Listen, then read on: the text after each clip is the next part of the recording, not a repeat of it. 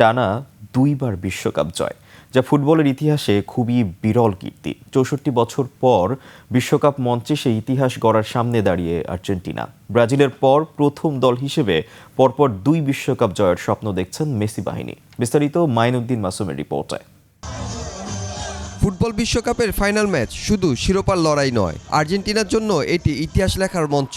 জয় পেলে ১৯৬২ সালের পর প্রথম দল হিসেবে টানা দুইবার বিশ্বকাপ জিতবে আলবিসেলেস্তেরা।